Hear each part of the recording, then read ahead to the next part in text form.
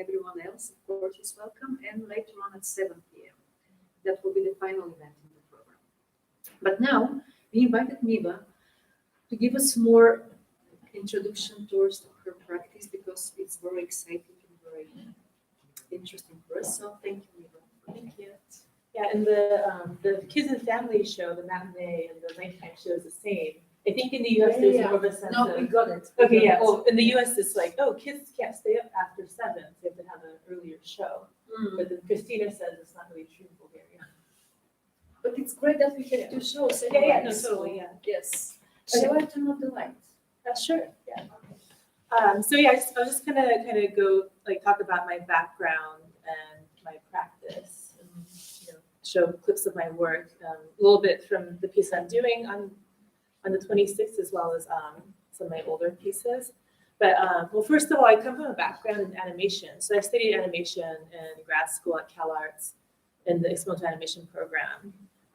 The experimental animation program could be many different kinds of practices, from stop motion to sand animation to pixelation to 3D, CG, everything in Maya and stuff like that.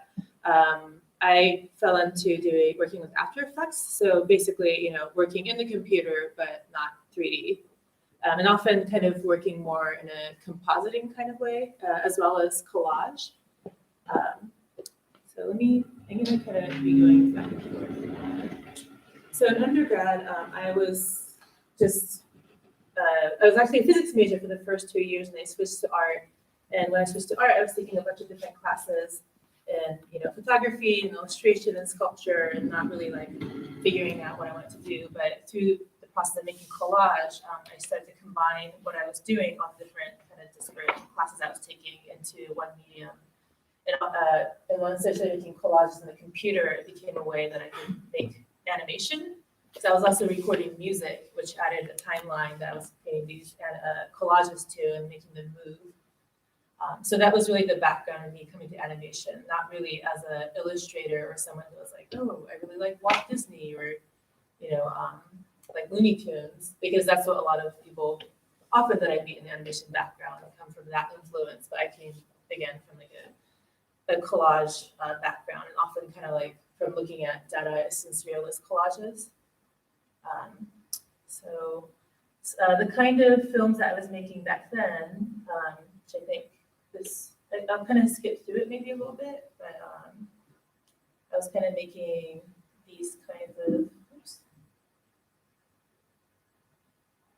Oh, I should just mirror displays. Sorry. Let me get that going. Displays.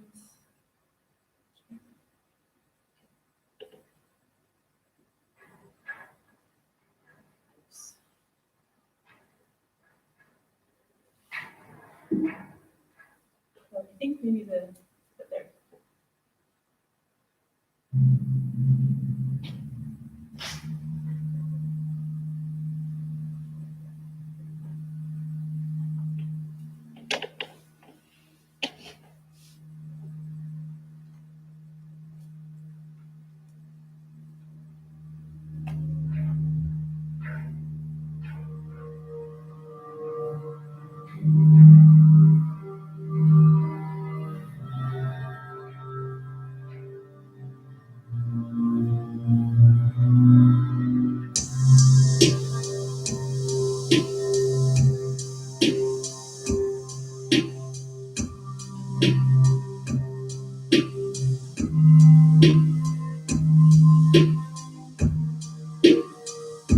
It wasn't safe, it's not sorry.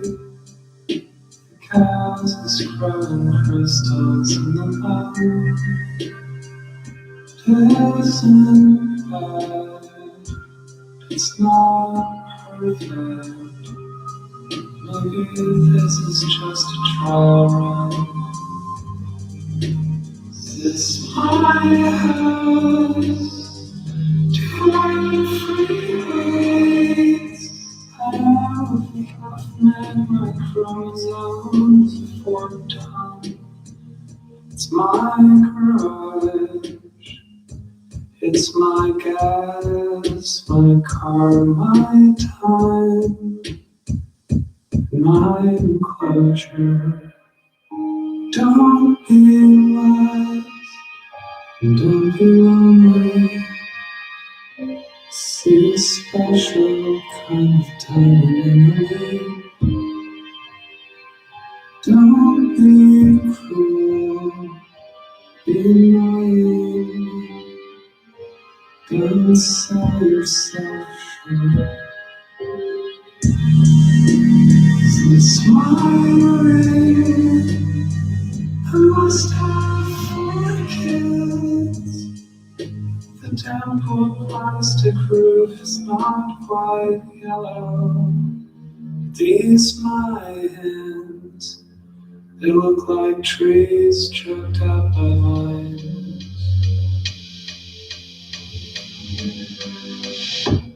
This is my breath.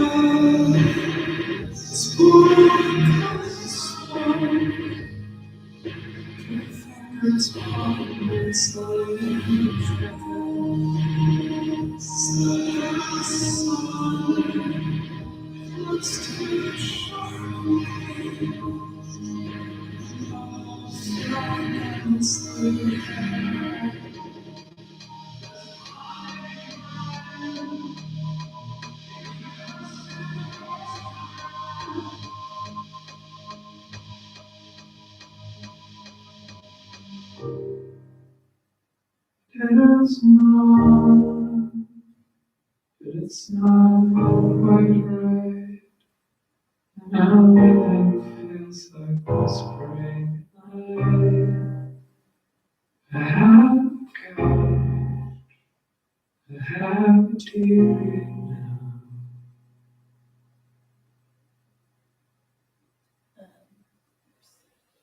So when I was making short films, that actually came a little bit after being in school, but I was making work similar to that, where I was combining sort of compositing, my real body, my eyes, my hands, my mouth, in with these collage landscapes. So as I say, there was always something performative and gestural that was built into creating my animations, because I was thinking about my body performing as being integrated into the imagery, and often kind of using things around the house like eggs and apples and stuff like that to tell stories. And also because, I was talking about the program itself involving like Maya and 3D CG, but I didn't really take to that. I took 1 class, or maybe 2 classes in Maya, but I didn't really like it. So in my own work, I feel like there's a lot of like problem solving through the body, like the part where the arms are spinning around this exploded star, kind of. I just, spun around the box with a hairband around my arm to know where I was going to cut it off, and then have to cut out every frame of my arm and then make it look like it was spinning, spinning in all directions. So it's in some ways a lot more work, but I feel like there's a way that these kinds of idiosyncratic kinds of problem solving inside of your own home can result in maybe textures and looks that is different from, if I just pulled a 3D model of a hand from the internet and plugged into Maya and made it spin, right? So that was my background in terms of being, making short films in grad school in the animation department. And from there, I started collaborating and making work in performance. So it started my first year in grad school in 2004, 2005, when I started working with a theater directing student who came to me with the direct play about Lindbergh's Flight Across the Atlantic. And we just started collaborating and making stuff outside of either of our classes. So it was basically extracurricular, where we were using classrooms at night and using equipment that we could borrow from each department to create this short piece that we later showcased in the gallery.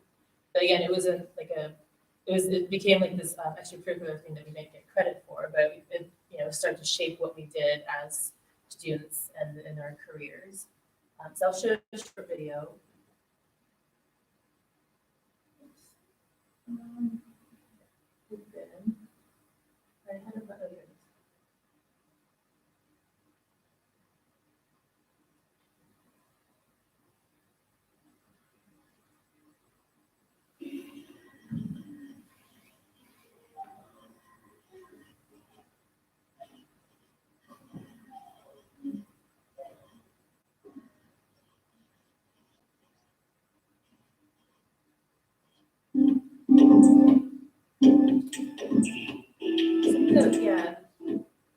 For some reason, the last two presentations I did, the audio was having issues, so I'll just mute it. But I can also just explain, let me go back a little bit, that for the piece we had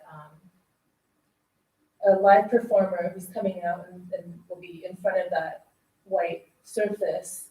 And then we have a live cam off stage to the right that was operating, and that was all going through, the live feed was going through the laptop down there. And using Azure, we were using front and rear projection to combine the live feed video with pre-made media to go onto the other surface that we're kind of considering as the cinematic composition space. And also the music was being cued live from another laptop. So yeah, I don't know why the audio has gotten weird on this file. But maybe it's better not to hear it than hear it next time.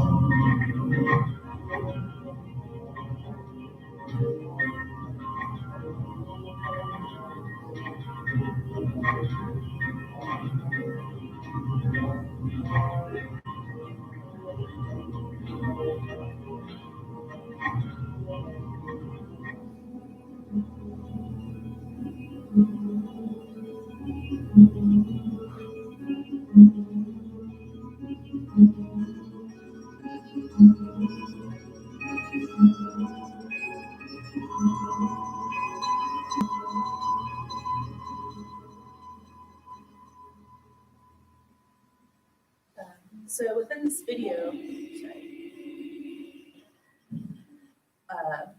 so from the very first piece that we made in 2004, 5-ish, some of the discoveries that we were making, one was like combining front and rear projection to layer images, in this case, live cam video with pre-made animation, as well as another thing that became important through our collaborations work is creating these cinematic imagery, like through layers, through performers' bodies and the surface itself, but then also the audience seeing the construction of that image. So seeing the live performer, the camera to the side, and how this is all kind of getting fed back together into kind of the cinematic space of the screen.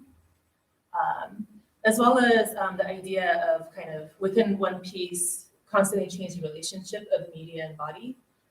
In some moments, the live cam is small, sometimes the live cam footage is fills the whole frame.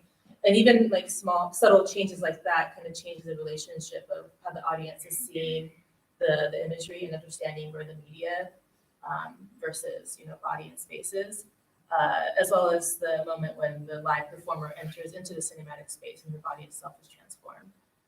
So this piece, like I said, was based on Brecht's play about Lindbergh's Flight Across the Atlantic called Ocean Flute. And in the text itself, so we're taking it very loosely from there, but in the text itself, it talks a lot about Lindbergh's body transforming and becoming part of the machinery of the airplane. So we're trying to approach that through like media and body as opposed to machinery and body. So that was back in 2004, and out of that collaboration we ended up making like 2 more pieces while we were still in school to 2 other pieces after that outside of school. So I'll kind of jump ahead to like the most recent piece that we made as a collaboration. This is me, Chi-Wang, who was in the theater school at CalArts, and Anna, who was in the music school.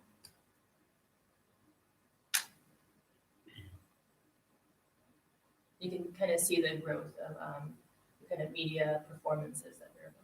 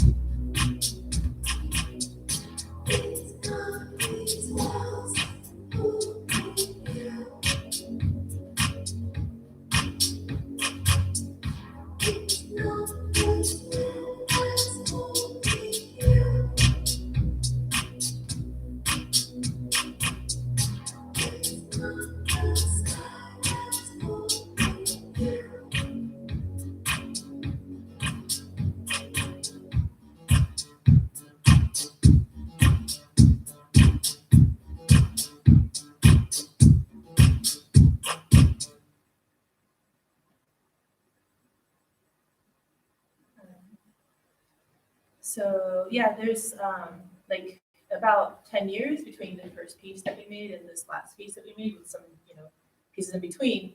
But you kind of see a growth trajectory from a very smaller scale production that really can be done in like galleries and stuff like that, into things that really needs to be inside of a proper theater space with a grid for lighting and stuff like that. And like costume designers and lighting designers. So it has like grown in complexity as well. But in terms of like some of the points that I was talking about earlier,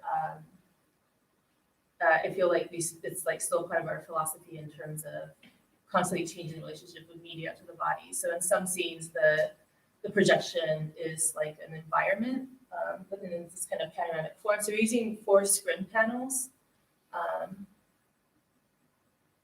And I'm sure people know what scrim is. It's like this mesh material fabric, so you can project on it, but you can also see through it if things are lit behind it. They have these 4 scrim panels on wheels, plus 2 rear projection screens with like 2 shafts of light in between to not cast any light on either of the surfaces, so that performers can be in between these layers as sort of like these illusions of environments. But then also using the scrim as a user interface kind of thing for this like body wellness scanner part. And you're also using live cam, like face tracking and stuff like that as well as part of the story. So the narrative of this piece called Half-Life was inspired by the Fukushima nuclear disaster. We started working on it in 2011 at a residency in the San Francisco area, just a few months after the nuclear disaster happened. And we were really kind of feeling the West Coast paranoia and hypochondria around being worried if the radiation was coming to the water, coming to the air, coming through, the food that we eat. And, right after the nuclear disaster happened, like up and down California, people all went to the Whole Foods, the health food store, and bought iodine pills because there was this kind of hysteria about the radiation coming across the Pacific towards the West Coast, right? So even though the piece initially was inspired by the Fukushima disaster, over the time of making this work, over 3 years into this final version, it became more kind of abstracted to an idea of one character in some sort of site disaster who's often in that kind of panoramic space, and with another character, Aiko and Biko, A and B. Biko being a hypochondriac who's constantly measuring herself and concerned with her well-being mentally and health-wise. So she's always kind of inside of her home in these kinds of sets that suggest a home and windows, and measuring her body with like different kinds of biometrics as the two kind of start to collide towards each other. So with the set pieces I was talking about, we were constantly shifting to create different compositions on stage, and again with where the projections are into this final moment where they're both kind of contained within the same video space and the ways that they come together. So that's all sort of like my theatrical company that I have together with two other collaborators, called Cloud and Control. And from the first piece that we made that started to influence my own practice as an animator into creating solo work that integrate my shadow with projected media. So this is one of the pieces I'm doing on Saturday, but I'll show a little clip of it.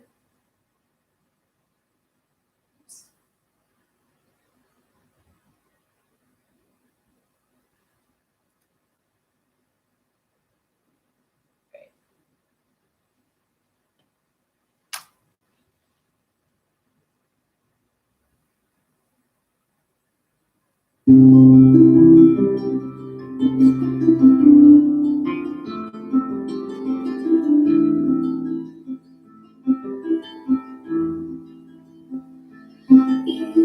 learn how to be the diver.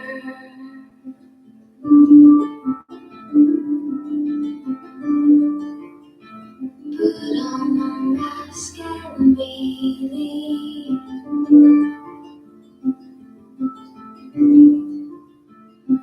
Gathered in you are an island. All the secrets until then. Pried open, I held them until they were still.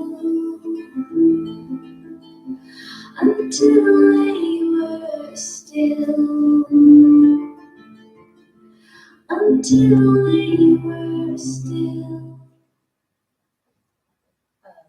So in terms of my own work, I'm not sure if you can tell that it is my live shadow behind the screen. I'm using front rear projection onto the same surface.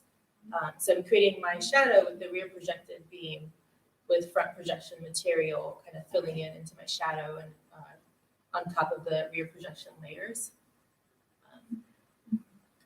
And for another difference, sort of the way that I was working with my group as opposed to by myself, with the group we are using software to do Q&Q video playback. So we're using software like Watch Out and QLab and Isadora so that we have control over the video, and it's the video is being triggered in response to the performers. Whereas for my own stuff, I just build all the illusions into the animation itself. So I'm actually just playing a QuickTime file.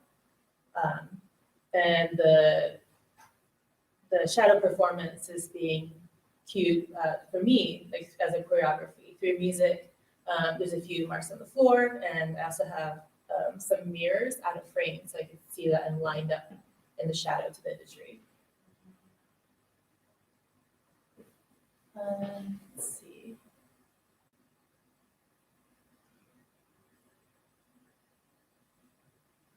So I can show maybe a little bit from here. So that was an earlier piece. You know, like I said, I come from a background in animation, so I feel like a lot of my work kind of deals with, especially an animator, with like fantastical illusions and bodies, and often sort of a storybook kind of way. And as a shadow, shadow has been a really interesting medium for me in terms of, well, one, I don't come from a performance background, but as a performer who is in front of an audience, I can't suddenly grow larger in scale or, like zoom into just my face. Like I can only be this physical body, but as a shadow, I can do that, where I get closer to the light beam and become larger as a body, larger than life, or zoom into certain parts of my, my face or my hands to create these close-ups.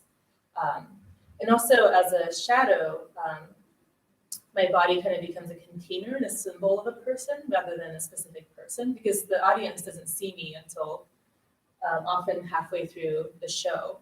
So then they don't know what I look like or what race I am. They can tell that I'm a woman, but maybe not quite exactly my age or, what race I am. So I think that's actually an interesting factor with working with shadow as well.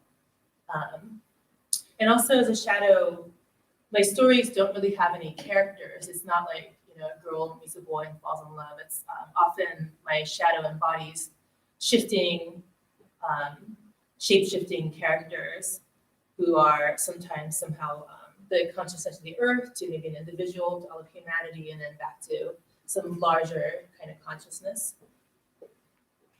And I could do that as a shadow because I'm kind of abstracted as a figure. So the current piece that I'm working on that will premiere in January, so it's not quite ready yet. This is just filmed in my living room, my iPhone, but it's about the Anthropocene and climate change and the Earth, being changed by human activity. So it's using those tropes I was talking about, but in a kind of much more harsh and intense way. So I'm just going to show a little section from here. I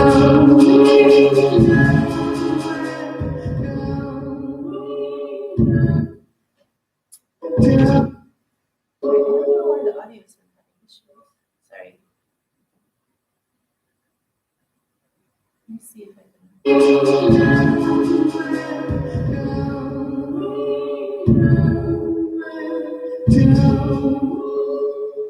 So this is all continuous, by the way. I'm just running from one spot to the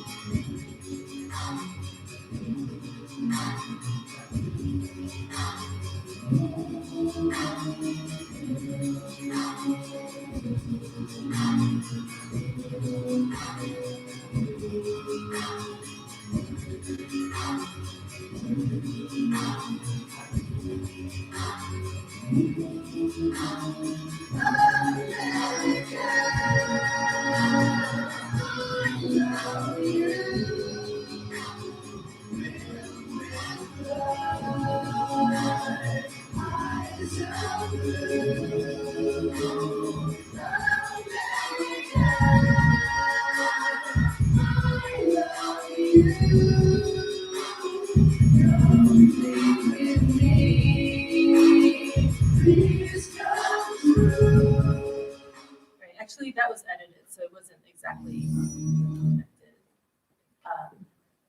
But yeah, so that kind of gives you an idea of the kind of work that I do. I'm not sure if there's any questions, but I have a show on Saturday.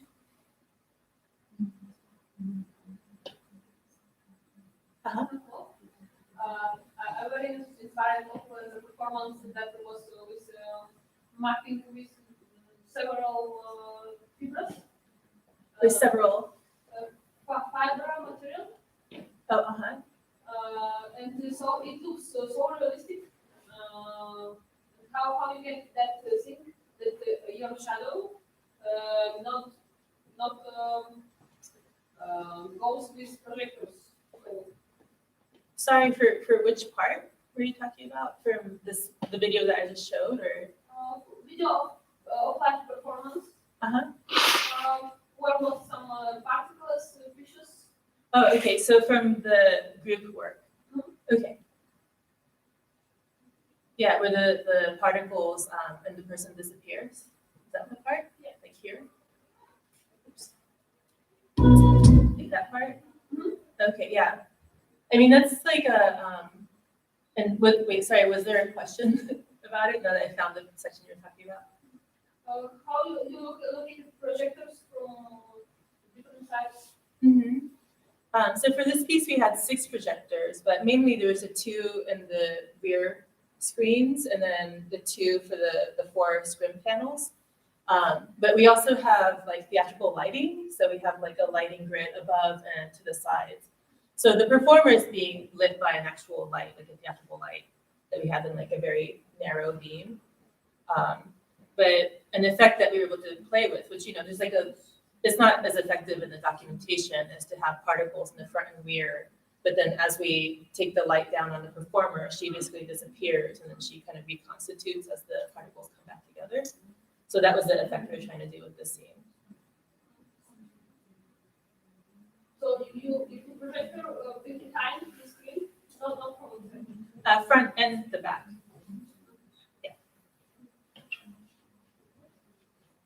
So your movement must be very precise for the timing. So you have no influence on the projection. You must move very accurate to the projection. Yes, yeah. Especially for my own work, because I was saying that it's all pre-rendered, so I have to be very precise. Yes. Whereas with the Cloud Controls work, the video can't be changed, but it is cue to cue, so it is being, when a performance is aligned or they're at a certain spot, and the video gets triggered. And there is some control of like placing it, but again, it's mostly pre-built. Except for example, the part that has a face tracking and stuff like that, that is a live camera effect. But yeah, since we're using everything as it's more about seeing the full image as sort of an illusion as a storytelling device. So I think we're kind of more into building a fuller image. For myself too, again, coming from an animation background, I'm more interested in building a fuller image rather than building too much that's reactive inside of it that you can't tell the full story of the rich imagery that we can have in the pre-made media.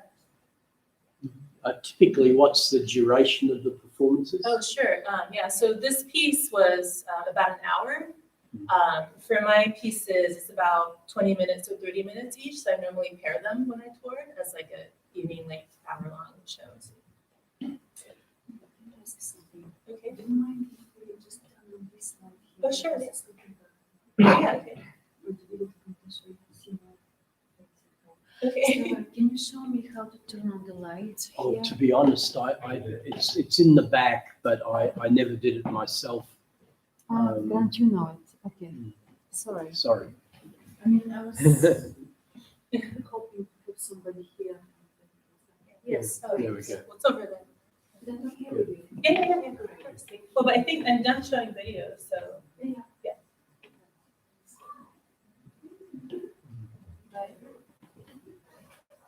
Well, hopefully some of you can come see the show live because really, that's where there's more of a sense of magic. I mean, in terms of the, I guess for the cloud control stuff, because we have live performers, there is that sense of, it has to be done live, obviously. But for the shadow performances, there is a way where, like some audiences ask, and it's always like really strange to me when they're like, oh, why don't you just make this a video?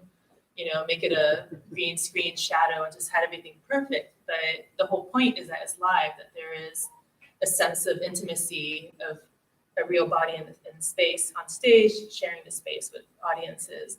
There are sometimes mistakes too, or well, one, like, you know, because I'm a live body, there is a way that the audience is invested in the performance and, you know, invested in me as a person, even though I'm reduced to a shadow. So, you know, often I get audience comments about how I was smiling and I looked happy, and I make my expression very much part of the performance as well, because, you know, as a real person, you're invested in like looking into people's eyes and faces and expressions, right? Whereas if it was just a pre-made film, you're not invested into that kinds of emotion. Yeah, but I think we can switch to the next person. So, are you? All right. Well, thank you. Thank you. Thanks for letting me use it.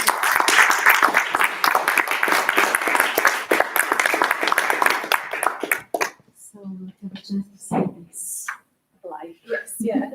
And set the back. All right, so are you ready? Okay, so just 5 minutes to switch the computers. Only 2 minutes. 2 minutes, okay.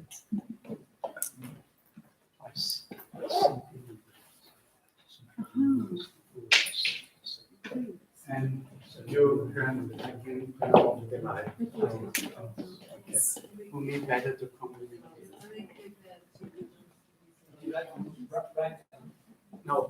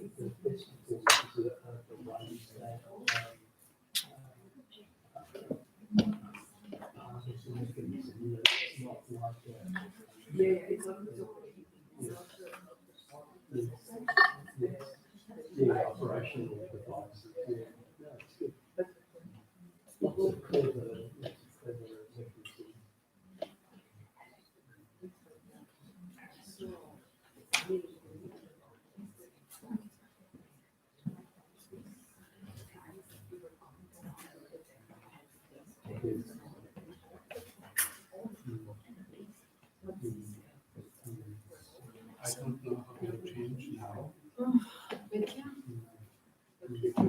This is my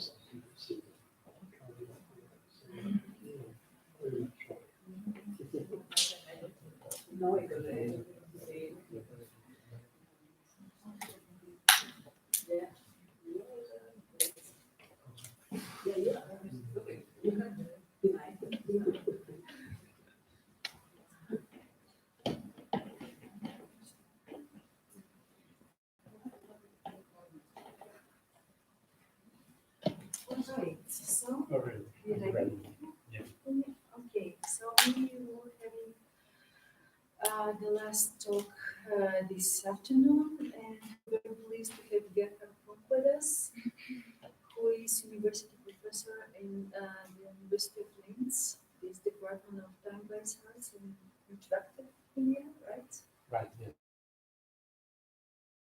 Very impressed by his talk, his research on this topic of creative aesthetic that he presented at Ars Electronica Center in Linz. And so we invited him to come and to introduce us with this team. And also we invited him to present a piece of him, like an artwork. And you can see it in this gallery of Triangle Tower of Serdica, which is nearby here. It's really nice animation work. Expanding lights, it's called. Okay, so I'll give the floor. Yes. Please. Thank you. Hello, everybody. Thanks for inviting me to Sophia. It's the first time I'm here, and I enjoy it very much.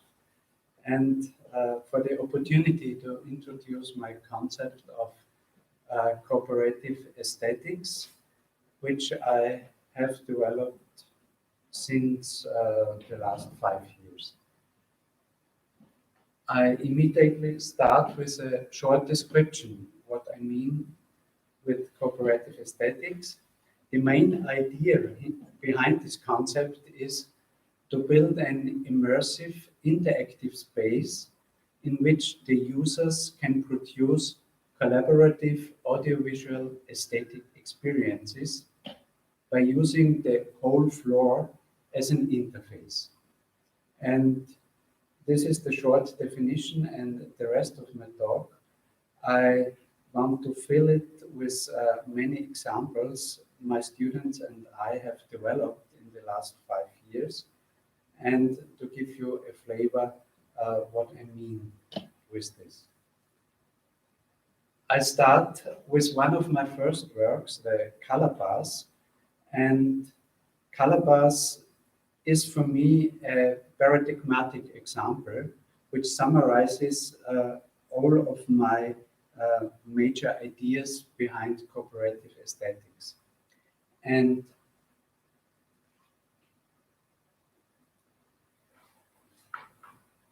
here you see the space, you see a projection on the floor and also on the wall. And when a user enters this space, immediately a color bar is assigned to this person.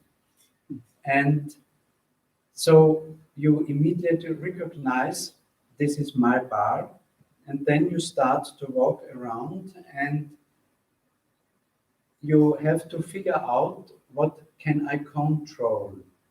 And when you walk forward and backward, you recognize you can change the hue of the color. But the color also is limited and influenced by my neighbors. So when they're really close to me, my color bar is very small. And the smaller the bar is, the darker the bar. And therefore, if I have much space, I have a bright bar, and I have small view space, I have a darker bar. So then the people can walk around and can enjoy pure color. When you stand in this room and only a few walking around, you filled with color, with green, with yellow, with blue, and you can enjoy the color. And then there is a additional layer. So you can build with the others a color configuration and a permanent change in color configuration. But the additional layer is you can give the audience, the users, a task. Find your own color for the whole group. So when the group is standing in front of the projection, there is one color without any edges, only one pure color. And what does it mean when you analyze the algorithm? It means they have to find and to communicate their hue, the same hue. So finally they have to stand in a line. So they have one hue, but the distance decides about the darkness of the bar. So the group has to rearrange permanently that finally there is an equal distance between every user. So everybody has the same width of his bar and therefore the same brightness. And when they achieve this, and this is really hard to achieve, then there is one bright color. And then you can say, or the group tries together, walking forward and backward to change the hue of this one color. And it's very interesting for me to watch the people. And this is a very big group. It's very hard to get one color with this big group. To try with 5 people, it's already hard to get it, because 3 of them have the same color, but 2 of them not. And the 3 are not willing to change their position because we have found our color, but to achieve the general position and the general result, all these 3 have to rearrange their position. And it's really hard, and it's interesting to watch this process. So this is 2 main ideas: to achieve and to have in the group a aesthetic experience, and also the users have to communicate to develop a certain choreography and so on.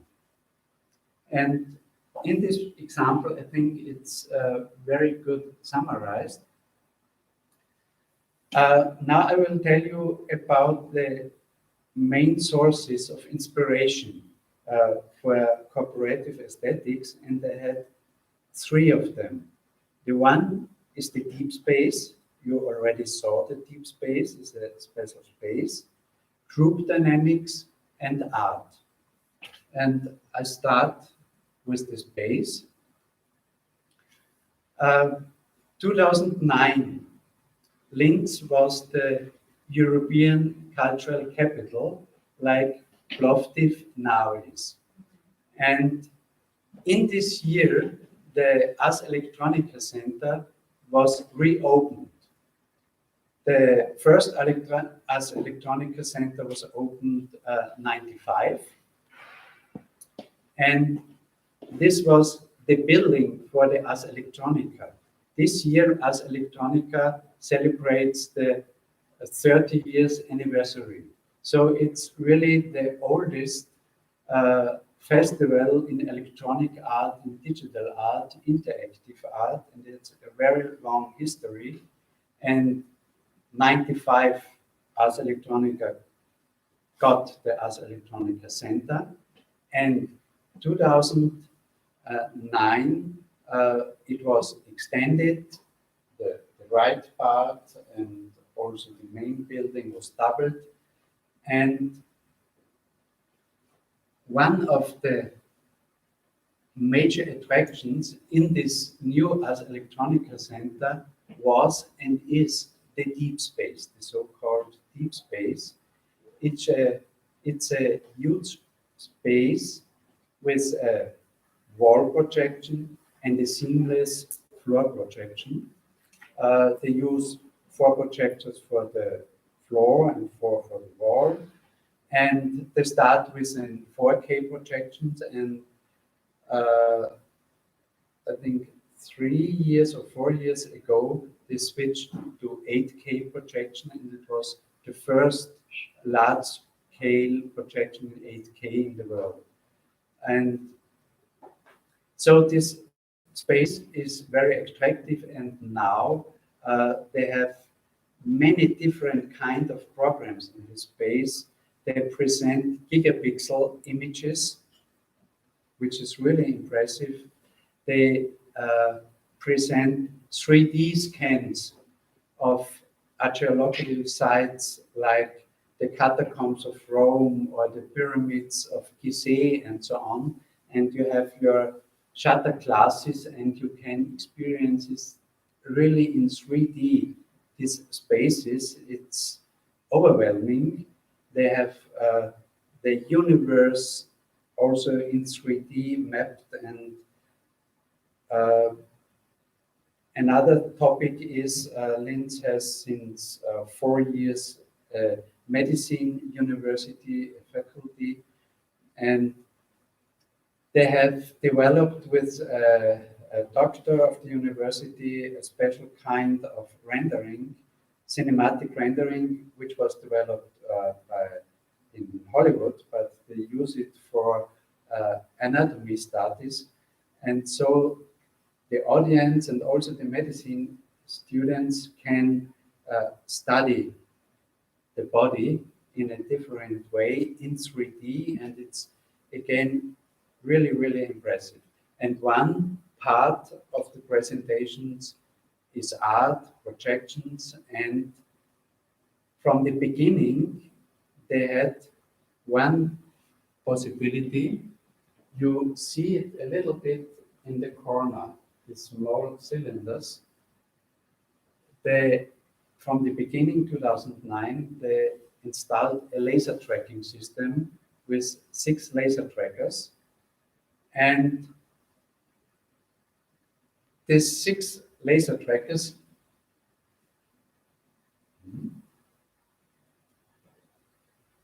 interesting,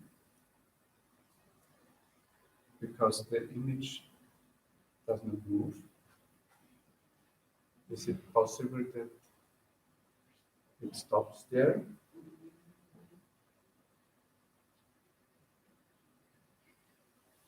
Let's see.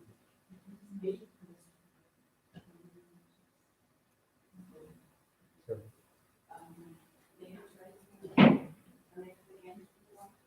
I try to connect again. Yes.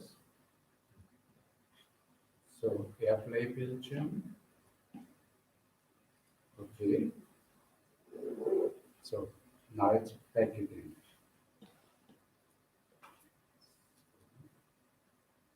Good. So here you see the software for the laser tracking. This is the floor, and you see there applied on the edges 6 laser tracker. The red lines go out from a laser tracker, and the blue circles correspond to persons in this room. And this system is really very precise. So I think up to 30 people can be tracked very exactly in this room and the result is a stream of X and Y coordinates.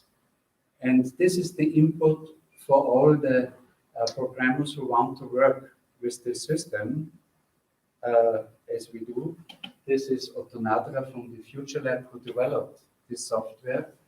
And the protocol is the TUYO protocol. I only want to mention it because TUYO is very popular and is also developed by a professor of our university, Martin Kaltenbrunn. So from the beginning on, they had this laser tracking system. In 2009, they had no so much program for this space. Most of the time in the first years, the space was closed, and only at special moments they opened it and presented the few examples they have. And this was, for me, an initial starting point to think about this room, because I knew that they had this laser tracking system and they should open the door and do nothing, and a program is running, and when the user and the visitors of the center go in this room, immediately they see the effect something. And then they figure out what's going on, and the next person is going in, and perhaps they recognize they can collaborate a little bit and to influence the whole outcome, the audiovisual outcome of this. And so I proposed to the Ars Electronica, and then finally we established a university course where my students and I have had and have the possibility to develop programs for this space. And this was a starting point, and the idea to provide programs, users step in, something happens, and they start to play around. And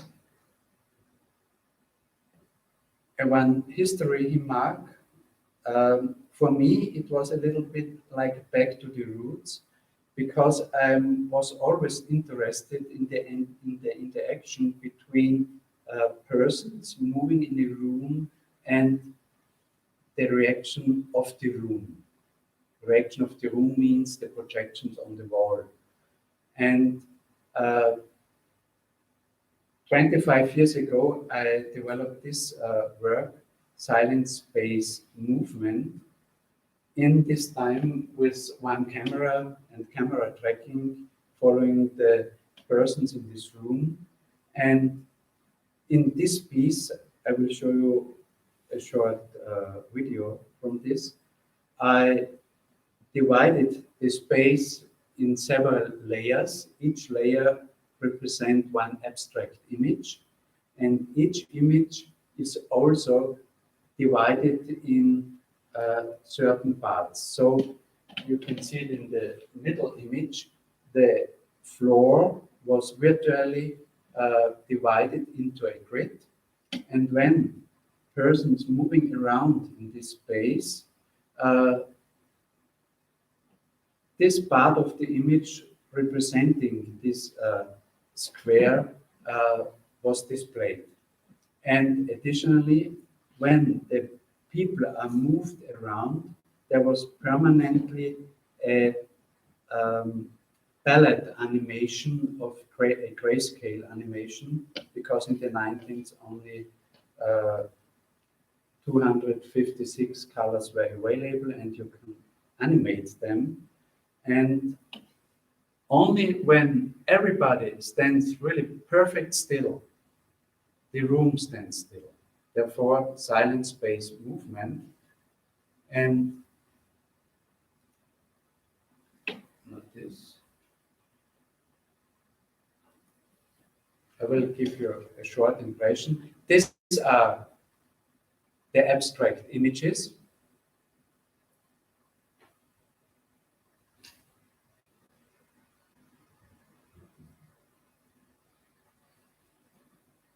It's not playing. It's just just playing. Yeah. Thanks. To look at this again, I must.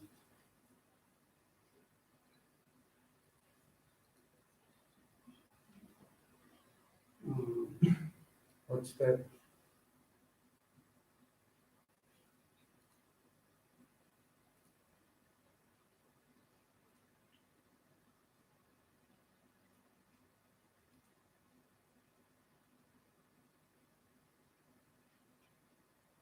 Sorry, but we will master.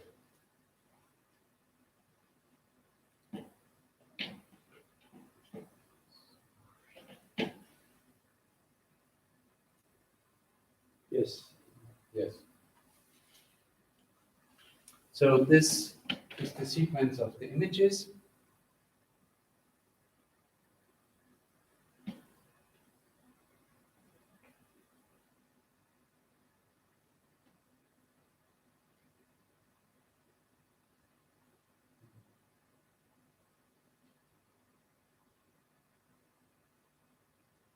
It's me with hair.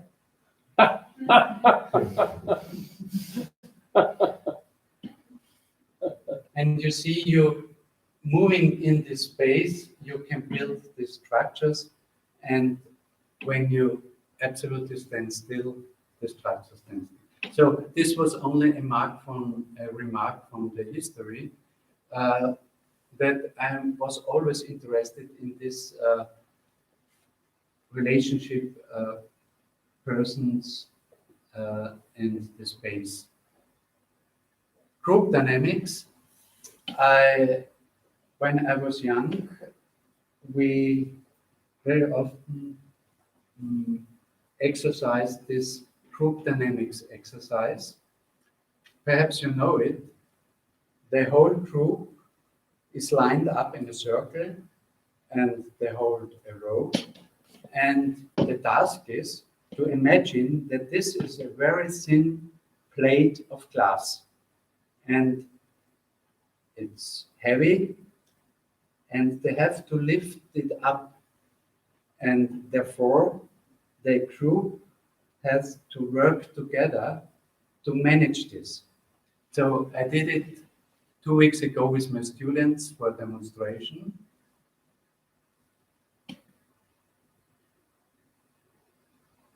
At this moment,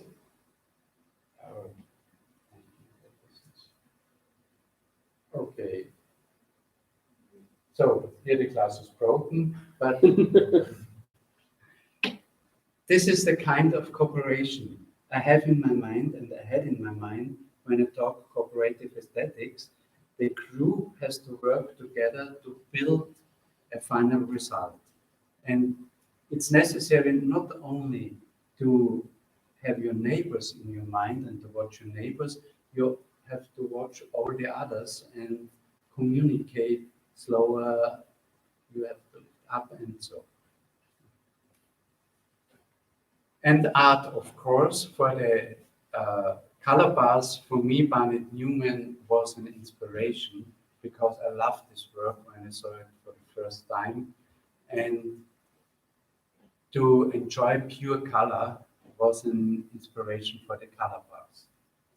And then Ars Electronica invited the ballet of our music theater, the music theater of Linz, and to play around with our work. And I only want to show you some snippets of this.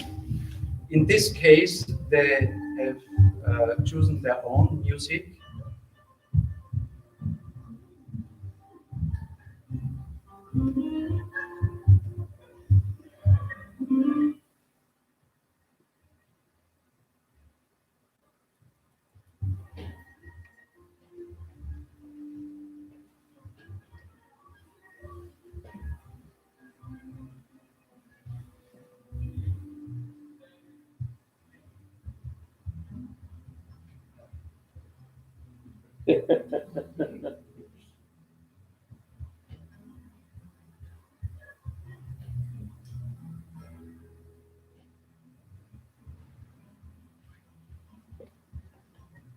I don't know why here it's running properly and here stops always, but you can imagine. So I stop here now. The group figured out that when they stand very close to the wall, then the laser tracking system cannot recognize them, and so they can switch off their bar and turn off their bar, and they played with this. And I like this. Yeah, it's good when you trick the system. And for this example, I will show you some versions. So this was a different approach to make it more clearly that this is your color bar. So you are the origin and the triangle leads to the wall and then you see the bar there. So it's a type of more precise interface, and I do not know what I like more, I must say. And then variations to use circles.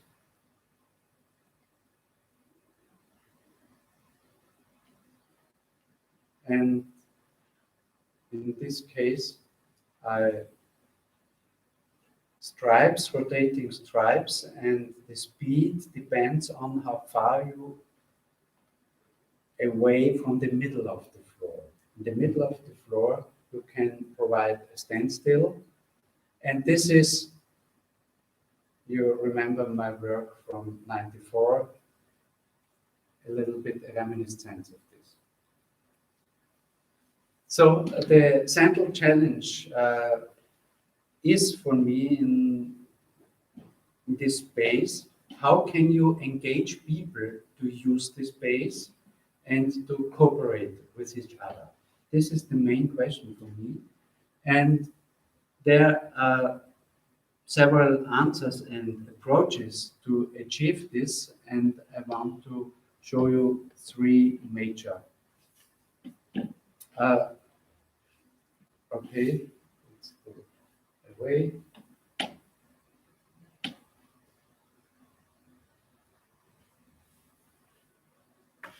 It's still already. Okay.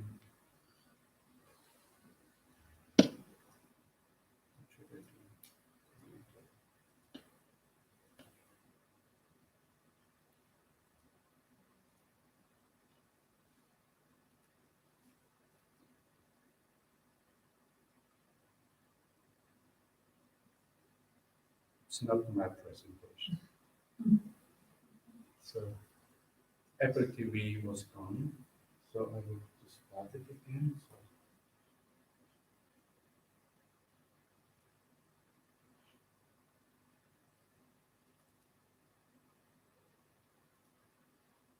So the first principle is entering the room immediately triggered a comprehensible audiovisual response. Comprehensible, this is the essential word. You enter the room and you immediately know you affect this, what you see or what you hear.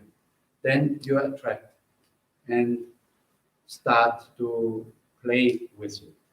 If you cannot connect your movement with the audiovisual outcome, it's hard to get an attraction for this. And now I will show you some examples. In this example,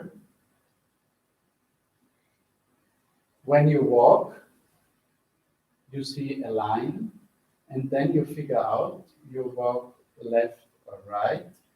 Then in this movement, you generate these curves on the wall. And when you have figured out this, and you cross the white line, you see the same principle, but in this case, blue lines are generated from the top on the wall. So when two people walk together on both sides of the line, you can generate this structure. And then when people have figured out this, they can walk around and produce very interesting and aesthetic visuals on the floor and on the wall. And after a while, I can control with my remote control some parameters, so I can control the bend of the curves. Now you see it's mirrored. At the beginning, when the example is explained, it's not mirrored.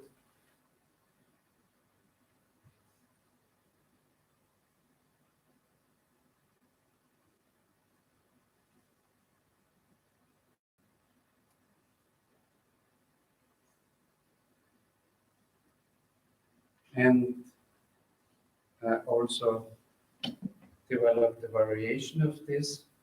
When they're walking, they produce the same curves, but then the curves are caught by the path, by the track of the persons in this space, and you create like a blood vessel structures when you walk in this space.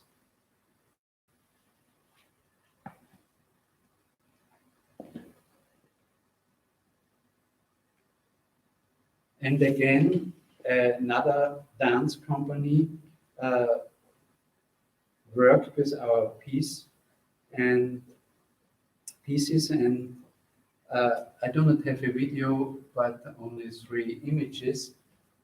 There were 4 dancers, and they played with the curves, with their own music, and it was really impressive how dancers use this space and this program. It's totally different to the normal audience which enters the space. This is a workflow from one of my students from Poyo.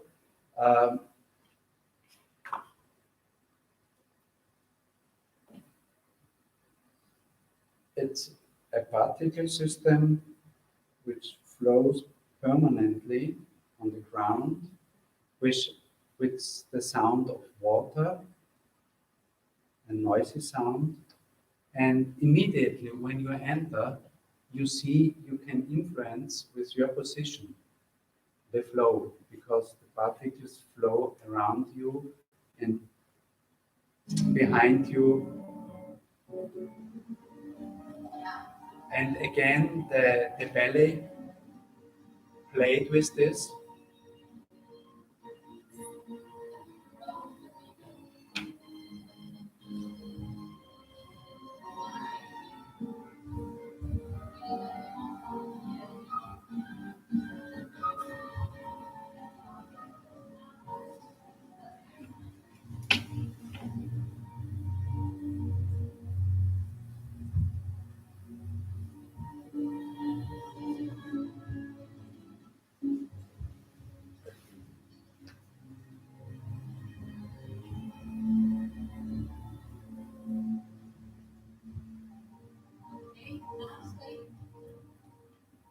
So it's really an immersive experience to walk on the floor with the moving particles. You have the feeling you lost your equilibrium. And this piece by Fabian Terler, also a student of mine, leads me to a second aspect, how to attract persons. When you enter the space, immediately this green line with the green square is associated to you. So you check, you can control this. And the space at the beginning is totally white, with the only exception, you see this black square on the wall.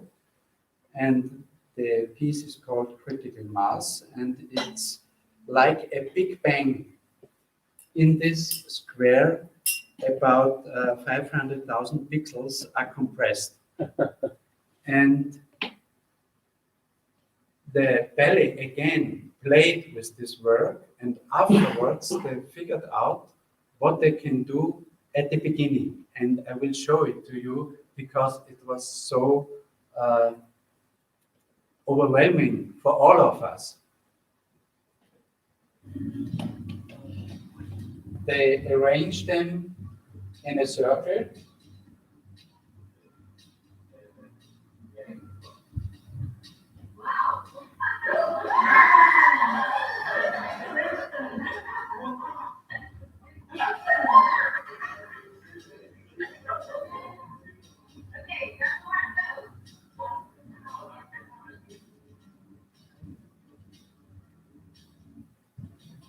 I'm sorry for this. It's running perfect on my computer.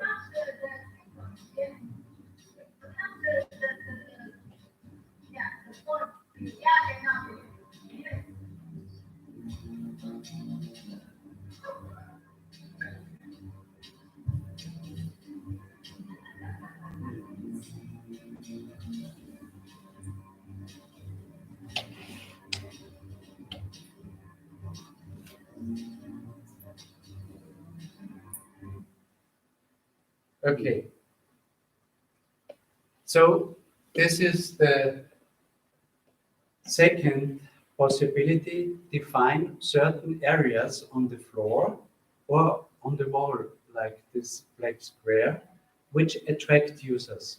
After entering these areas, then an audiovisual event will be triggered. And in this piece, curve object, I used this principle.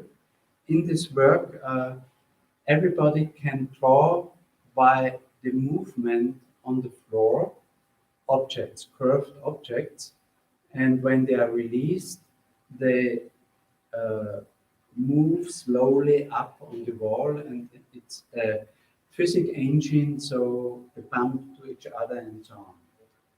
And this is the starting point, these circles on the floor. And when people enter, it's clear they go to these points, not wait and stand on the white area. They go to points, so you can attract them. And when you go to this point and move, then you figure out, you start to draw. And when you close, then you have the possibility to select the color, the filled color of your shape.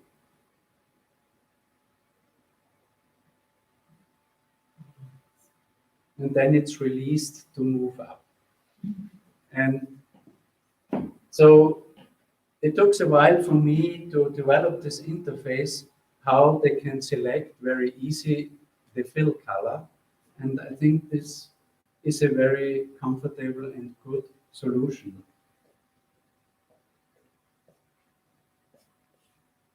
In this case, many users at the same time in this space.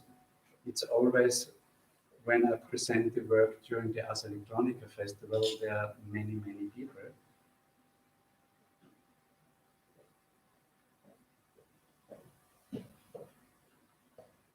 I go through a little bit faster. And then additionally, I can trigger a button on the remote control, and then each object is connected with a spot. Like a balloon, you can step now on the circle, and like a balloon, you can move your object through this space. And of course, when they figured out how it works, they produce huge shapes and they bump on the wall. It's always the same. Suddenly they produce huge shapes.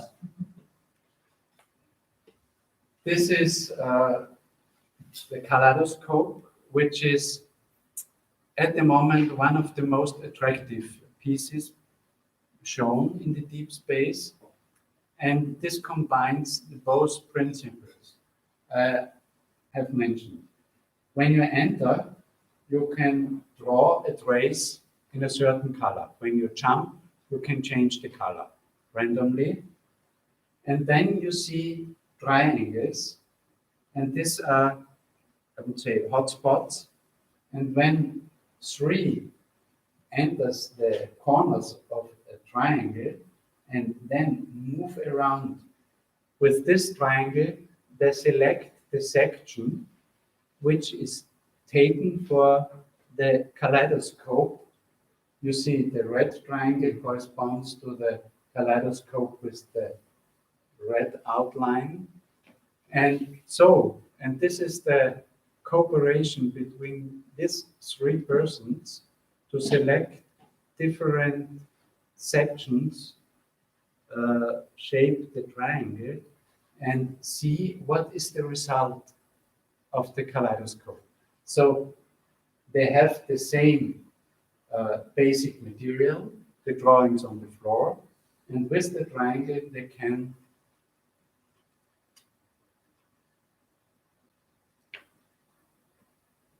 choose which part should be shown. So in this case, you see nobody stands on the corners.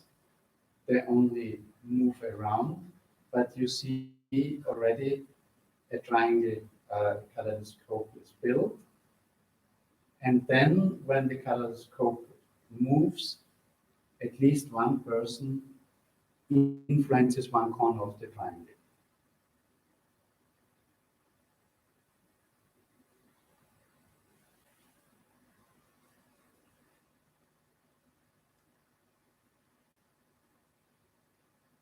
And it's really interesting to see and to define, to make very small triangles, what's the effect on the kaleidoscope or a huge triangle and so on, and the movement. And the one corner has a double outline. This means this corner is the center in the kaleidoscope.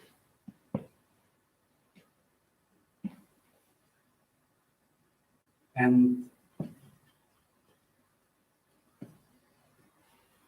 I also built variations.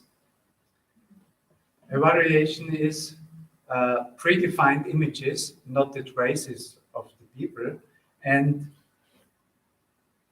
not to my surprise, but the normal users like this very much because they have very high resolution images from art pieces, and this is a decision of Ars Electronica, which images they project, and then the user can play with this triangle, and you see the total different kaleidoscopes.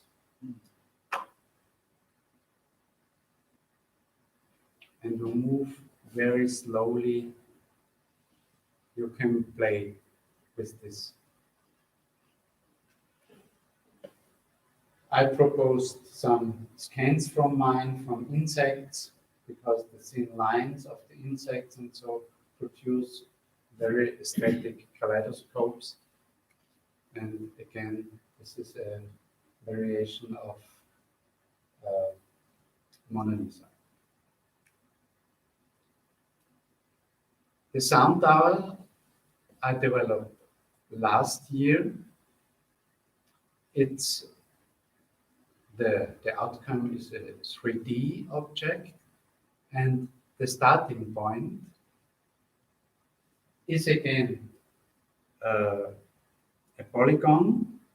I can control how many corners this polygon should have, normally 6. And so it's clear for the user. You see this on the floor. We need 6 persons to enter this. And when I started,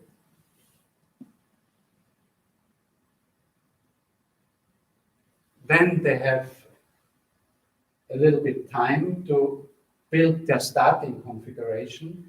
And from this time on, this shape they build forms one layer of this 3D sculpture, which is developed. So the group can communicate and decide how do we shape this 3D tower.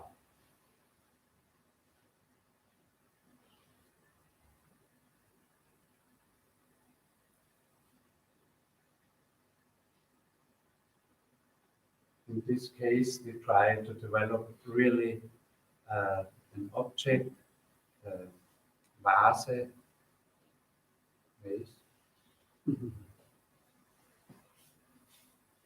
And then it's finished, and this interface remains. And then, when you step on it, the tower starts to rotate, and the tower will become an instrument.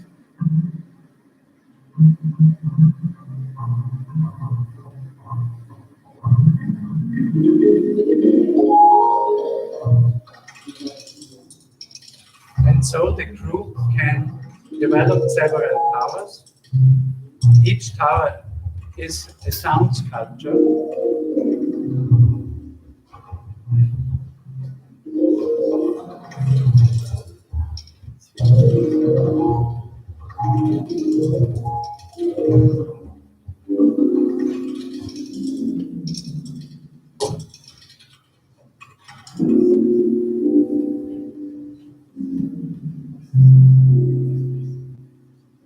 after a while of playing, then they develop concepts. How should our tower look like? And they speak to each other and develop the shape.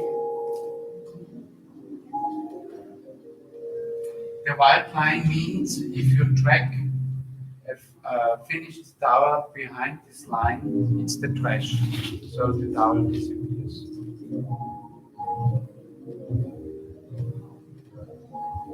Okay. So this is a really complex communication and cooperation between this group building a tower. And again, I was influenced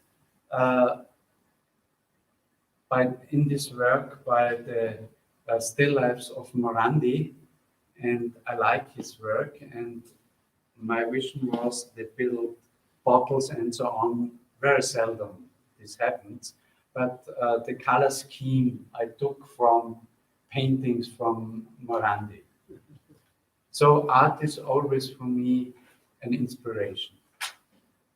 This is another interface by a student, Christian Berger, who developed this 3D object with many parameters, and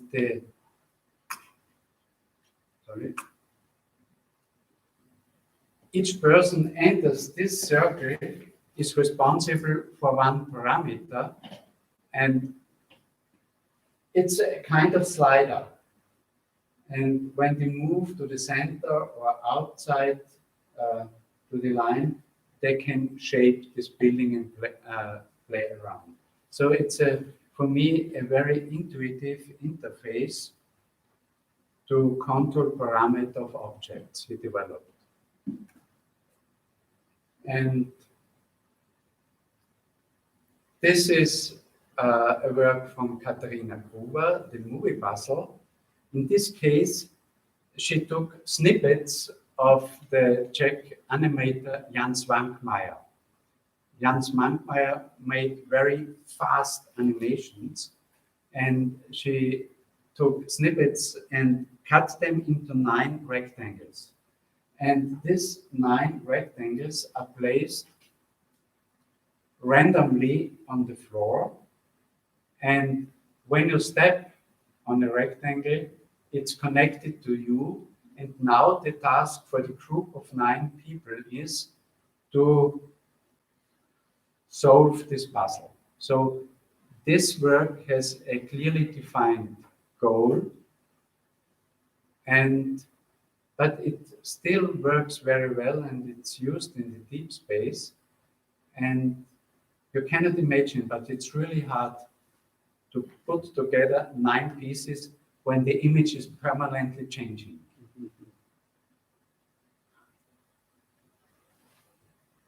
So this group succeeds. These were examples from the principle putting spots on the floor.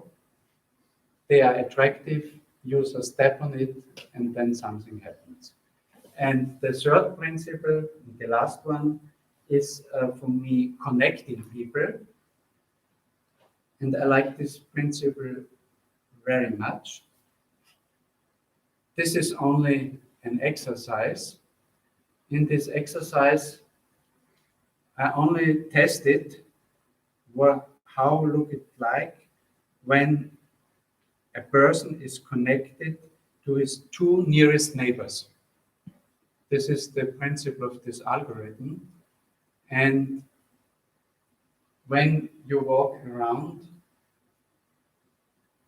you produce, in my opinion, really interesting configurations. And the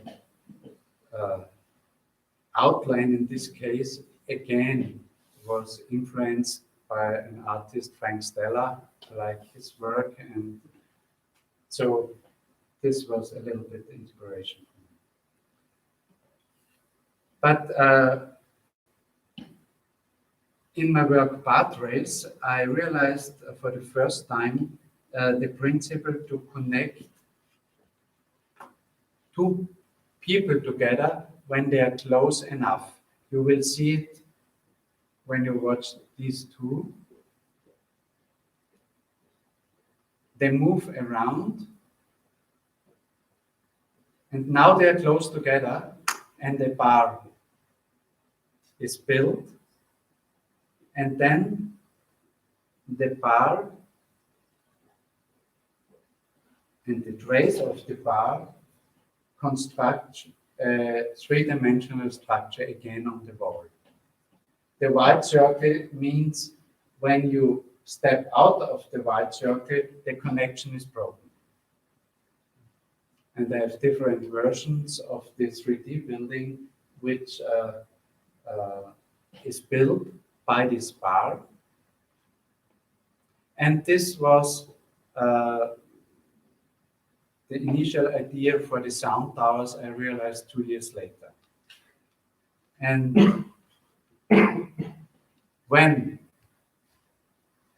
you collaborate a little bit, then you see you can produce such helix-like structures and so on. And this is what I want, to experiment what is possible, to run to the room and to build this three-dimensional object. And a principle is when they stand still, this object starts to rotate. And when they move, the production process continues.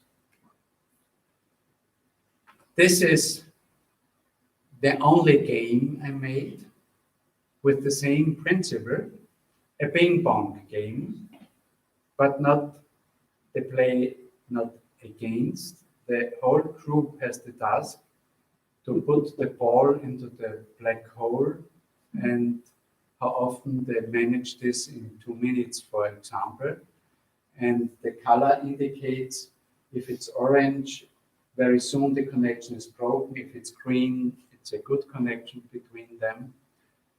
But on the other hand, and this is for me interesting, this is a combination, I always say, between sport and art, because they are so concentrated on the movement and to bring the ball in the hole.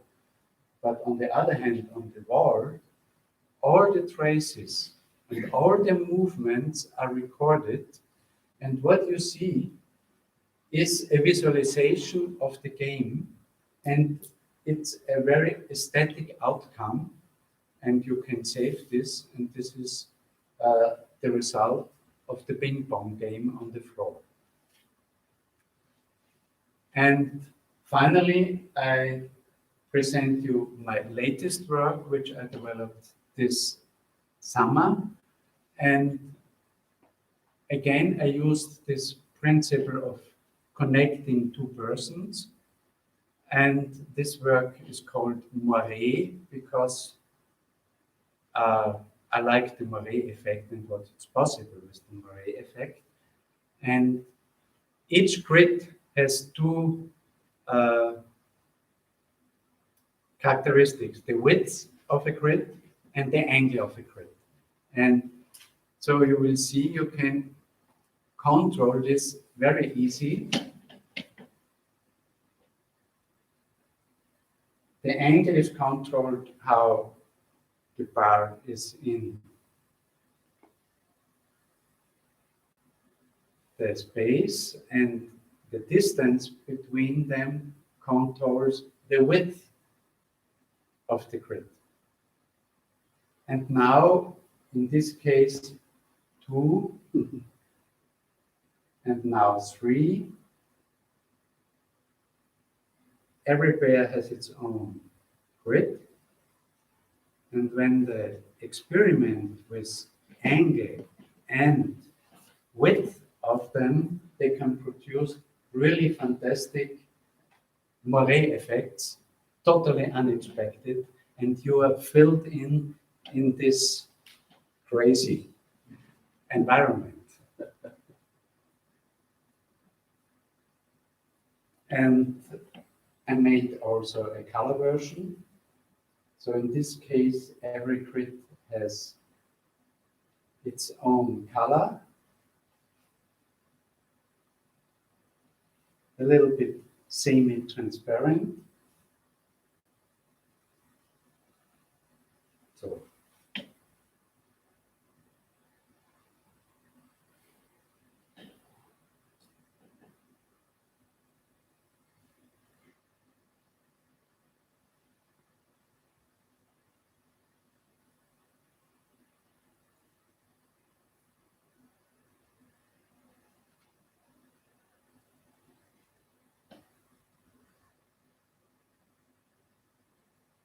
If you jump again, you can change the color.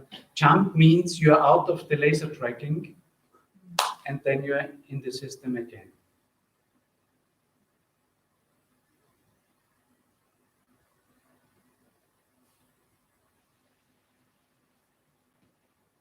So it's really immersive to stand in this big moray space. Okay, so in summary, there are so many possibilities to trigger, control, and animate the outcome by position and movements. Where do you enter the stage? Jumping, enter a certain predefined area, the position of persons, proximity between persons, standstill movement, speed of movement, elapsed time, traces of motion, and so on. And this is the tool we have, and I give to my students, and we together develop this work. And it's an ongoing process, and I'm very happy that I think in the next year at our university, we will have also a deep space, not in this size of the Ars Electronica Center, but I think in the size of the gallery space of the Academia. So it's really a good space for experimenting. And I want to go also in 3D with shutter classes to experiment with this, how it will work. Thanks. Excellent. Thank you.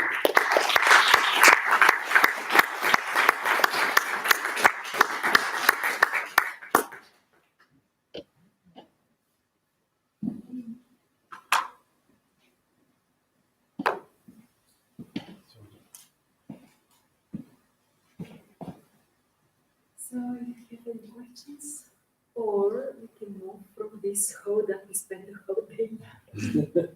Yeah, Go I think somewhere we're else. exhausted.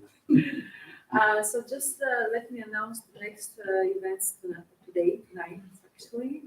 So at 7:30 we have this audiovisual performance in Czech Center by audiovisual collective called Saturated Pixels. They are very interesting experimenting with the music and video, and if you're interested in VR, tonight is the annual meeting of VR Society community here in Bulgaria, and it will be held in Cultural Center G8. G8. So yes, and this is for today, and tomorrow we continue. It's the program. It's outside. Thank you so much for everyone. Thank you.